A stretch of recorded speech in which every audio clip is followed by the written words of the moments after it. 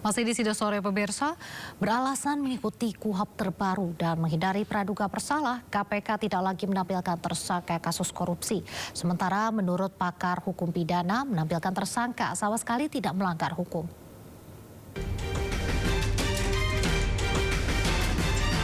Membuka awal tahun 2026, KPK melakukan operasi tangkap tangan dugaan suap pemeriksaan pajak di KPP Madia, Jakarta Utara. 8 orang ditangkap, 5 orang resmi menjadi tersangka.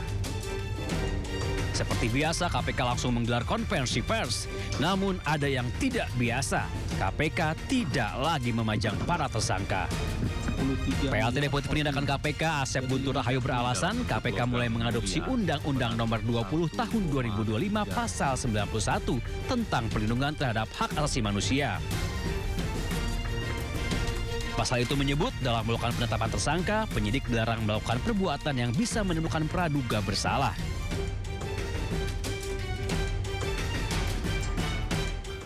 KUHP yang baru itu lebih fokus kepada hak asasi manusia. Jadi bagaimana perlindungan terhadap hak asasi manusia, ada asas praduga tak bersalah. Pakar hukum pidana Abdul Fikar Hajar memiliki pandangan berbeda. Menurutnya pasal 91 tidak melarang penyidik memajang para tersangka. Menurut saya tidak ada aturan yang dilanggar ya, karena umpamanya itu tadi satu statusnya masih dinyatakan sebagai tersangka dan semua orang tahu kalau tersangka itu belum bersalah. Korupsi adalah kejahatan luar biasa dan melibatkan penggunaan uang rakyat. Transparansi pun dinilai penting agar rakyat tahu siapa yang menyalahgunakan uang mereka. Tim Liputan iNews melaporkan. Terima kasih masih di Sido Sore. Pemirsa, hujan deras yang mengguyur ibu kota dan sekitarnya sejak malam tadi membuat debit air di pintu air Manggarai mengalami peningkatan.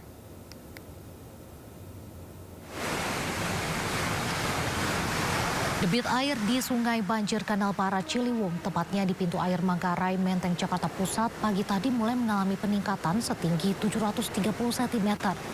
Walaupun masih berstatus siaga 4, tetapi petugas UPK Badan Air tetap bersiaga guna mengantisipasi material sampah yang hanyut terbawa arus Sungai Ciliwung. 2 unit alat berat dan 3 truk sampah disiagakan di lokasi.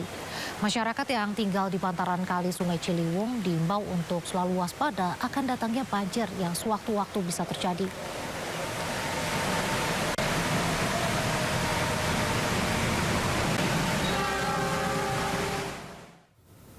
Sementara itu, hujan deras yang mengguyur kawasan Puncak membuat tinggi permukaan air di Bendung Katulampa Bogor mencapai angka 100 cm atau siaga 3. Warga bantaran Kali Ciliwung pun diimbau untuk waspada.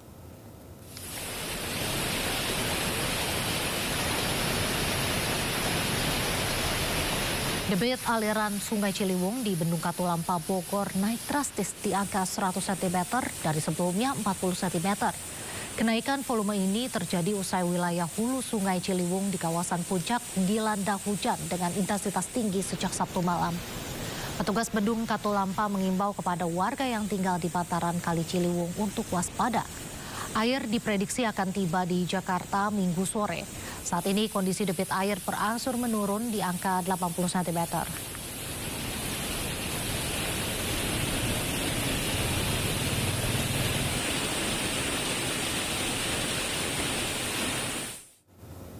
Pemirsa, banjir di Kabupaten Pekalongan, Jawa Tengah hingga kini masih belum surut.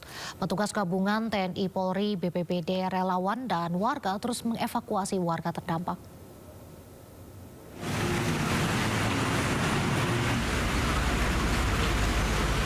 Inilah proses evakuasi warga terdampak banjir di Duku Baba dan Desa Sipait, Kecamatan Siwalan, Kabupaten Pekalongan.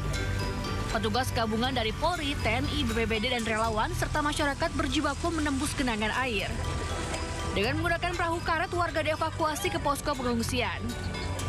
Sejumlah warga lanjut usia dan anak-anak terpaksa digendong petugas karena air masih tinggi. Banjir merendam ratusan rumah dengan ketinggian 50 cm hingga lebih dari 1 meter. Sebagai langkah dari tanggap darurat, pemerintah daerah menyiapkan 3 posko pengungsian seperti di Aula Kecamatan, pabrik tekstil, dan Masjid Babadan. Kapolres Pekalongan bersama Ketua DPRD Pekalongan meninjau langsung lokasi banjir. Selain memantau debit air, jajaran Forkopimda juga menyalurkan bantuan untuk warga terdampak. Kami sudah melakukan langkah-langkah dalam hal tanggap bencana ini. Di antaranya kami sudah menyiapkan posko pengungsian. Ada 3 titik yang kami siapkan di Kecamatan Siwalan, kemudian di Lokatek dan juga di Masjid Babatan ini. Langkah cepat dilakukan Kapolres adalah ada bantuan untuk makan dan penyiapan dapur umum. Kemudian Dinas Pendidikan ini diupayakan kegiatan belajar nanti di rumah agar anak-anak tetap bisa belajar. Banjir di Pekalongan yang terjadi sejak beberapa hari terakhir melumpuhkan aktivitas warga. Ribuan rumah terendam hingga 1,5 meter. Sejumlah kantor pemerintahan dan layanan umum juga ikut terendam banjir. Petugas juga mengimbau warga yang tinggal di bantaran sungai untuk meningkatkan kewaspadaan, mengingat curah hujan masih tinggi dan potensi banjir susulan masih mungkin terjadi. Dari Pekalongan, Jawa Tengah, Suryono Soekarno, iNews melaporkan.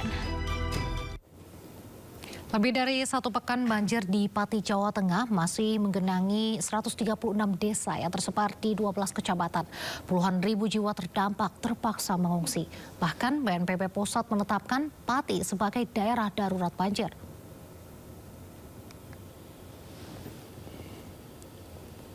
Ratusan desa di Pati masih terkepung banjir. Sebanyak 136 desa yang tersebar di 12 kecamatan dan 78.000 rumah warga masih terdampak banjir dan terpaksa harus mengungsi.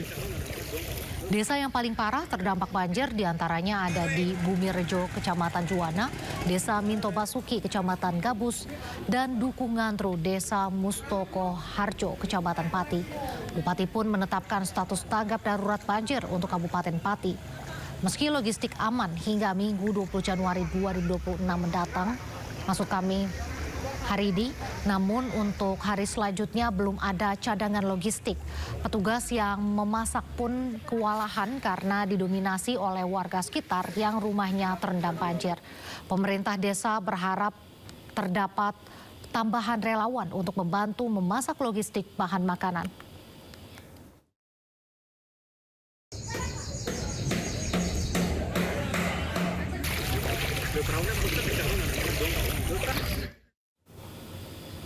Hujan deras di Probolinggo, Jawa Timur mengakibatkan puluhan desa di 7 kecamatan diterjang banjir. Ketinggian air mencapai 1 meter.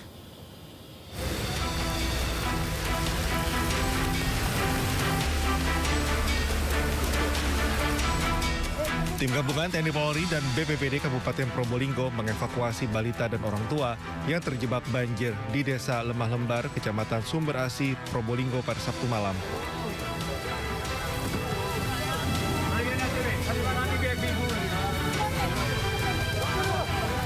Derasnya air dan ketinggian air mencapai 1 meter membuat petugas menggunakan perahu karet.